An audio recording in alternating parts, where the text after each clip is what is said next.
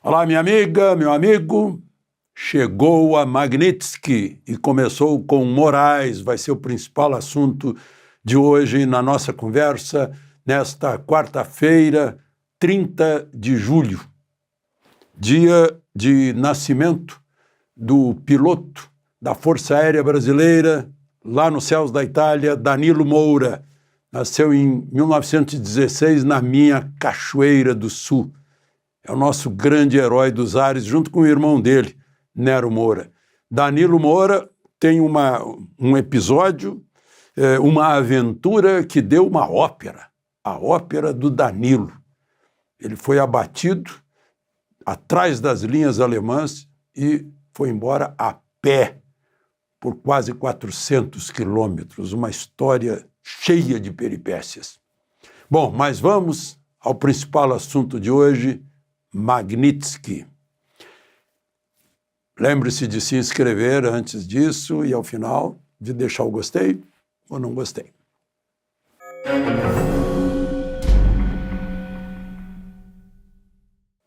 Chegou a Magnitsky e deve continuar.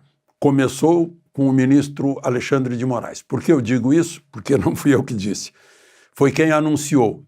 O secretário do Tesouro, o que equivale a ministro da Economia ou ministro da Fazenda dos Estados Unidos. O secretário do Tesouro disse que o Departamento do Tesouro, ou seja, o ministério dele, continuará a responsabilizar aqueles que ameaçam os interesses dos Estados Unidos e a liberdade dos nossos cidadãos. Scott Bessent. Depois, o outro secretário de Estado, o secretário de Estado, Marco Rubio, disse o seguinte: togas não podem proteger quem atropela direitos. Então a gente já imagina que os próximos seriam togados. Bom, foi aplicada hoje, então, a Lei Magnitsky em Alexandre de Moraes, bens bloqueados, inclusive de qualquer empresa ligada a ele, né? Família, assim como não tenho visto, quaisquer bens nos Estados Unidos, qualquer movimento de finanças, patrimônio, ligações, pode ser cartão de crédito, conta corrente bancária, bancos que têm filiais nos Estados Unidos, empresas aéreas que têm filiais nos Estados Unidos, redes sociais que têm base nos Estados Unidos, tudo isso ele está fora. É uma punição, é uma lei, já vou explicar a lei que a quem diz respeito a direitos humanos. Mas vamos ao que disse mais o secretário do Tesouro, que Moraes é responsável pela campanha opressiva de censura, detenções arbitrárias que violam direitos humanos e processos politizados contra o ex-presidente Jair Bolsonaro. A ação de hoje segue a de suspensão de vistos pela cumplicidade nas ações de Moraes. Moraes deteve arbitrariamente um jornalista por mais de um ano em retaliação ao exercício da liberdade de expressão. Aí ele vai relatando as prisões, os bloqueios, as contas bloqueadas, os bloqueios nas redes, os bloqueios de passaporte, os banimentos, a Polícia Federal nas casas das pessoas por ordem de Moraes, né? Ele diz, por isso ele se envolve em graves abusos de direitos humanos. Bom, por que se chama Lei Magnitsky? O Sergei Magnitsky, um advogado, foi preso, torturado, foi deixado na prisão, né? Assim como Felipe Martins, como Mauro Cid, na tentativa de obter dele confissões que revelariam movimentos contra o governo do Putin, né? E ele acabou morrendo na prisão, assim como morreu o Clesão, né? Então, tem semelhança, sim, né, com esses dois casos, né? Mas não para aí a questão de Moraes. O Eduardo Tagliaferro, que se revelou agora que está na Itália, se sente liberado e disse hoje numa entrevista com o Luiz Ernesto Lacombe, que ele, claro que ele juntou todas as provas de ilegalidades de Moraes lá no Tribunal Superior Eleitoral, inclusive que dizem respeito às eleições de 2022, e que a cópia de tudo isso está com outra pessoa, para ele se sentir garantido. Só para a gente lembrar, ele era chefe da Assessoria Especial de Enfrentamento à Desinformação no Tribunal Superior Eleitoral.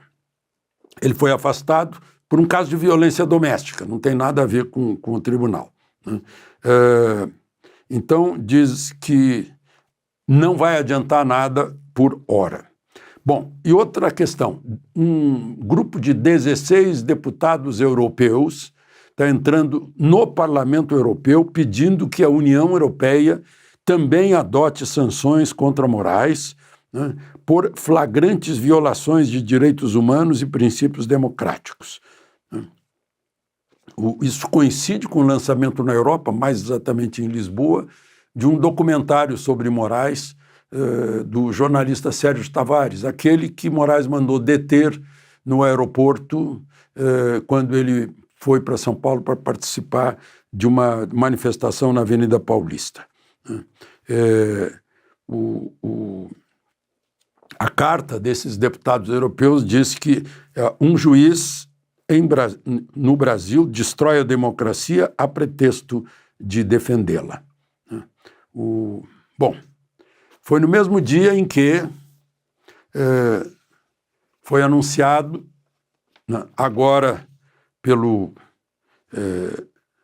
também pelo governo americano, da tarifa, foi anunciado pela Casa Branca. A tarifa adicional já tinha uma tarifa de 10%. Aí mais 40% para ficar 50%. Não é a partir de 31 de julho, é a partir de 6 de agosto, ou seja, na próxima quarta-feira. Deram uma semana do anúncio do decreto, né, de Trump. Eu lembro que lá atrás, quando o Trump anunciou a tarifa de 10%, era a tarifa mais baixa do mundo. Favorecia o Brasil. Era pequeniníssima só para compensar alguns favorecimentos fiscais do Brasil para produtos que estava exportando para os Estados Unidos. Mas depois Trump disse claramente que era por perseguições a Bolsonaro, por ações do ministro Moraes, por perseguições políticas à direita brasileira, além daqueles 10%. Então, 50%. Mas fica muita coisa fora. Muita coisa não, né? Vai pegar café, vai pegar carne, né? Mas aviões da Embraer ficam fora. Suco fica fora. Né? Muitos metais, minérios que são do interesse dos Estados Unidos ficam de fora. Tem uma lista de 700 itens que ficam fora. Né?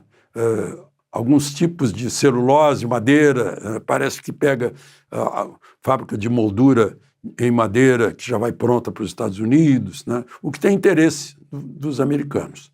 700, mas pega muita coisa. Produtos vindos do petróleo, por exemplo, estão fora, né? Alguns produtos químicos também. E mais avisam que o que está em trânsito para lá não pega. O que já saiu do Brasil não vai pegar, né? Chegando lá.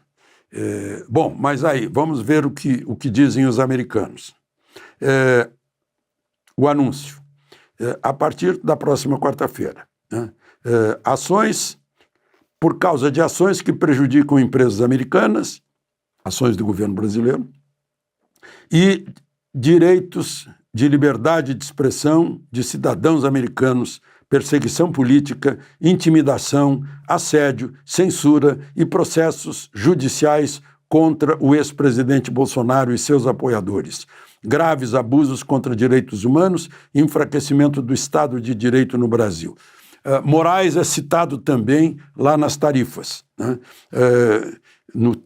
Nesse texto da Casa Branca, como responsável pelas ameaças, perseguir e intimidar milhares de opositores políticos, proteger aliados corruptos e suprimir dissidentes, frequentemente em coordenação com outros membros do Superior Tribunal Federal. E cita também o jornalista Paulo Figueiredo, que é processado no Brasil por declarações feitas em território americano, o que viola a primeira emenda que trata de liberdade de expressão nos Estados Unidos.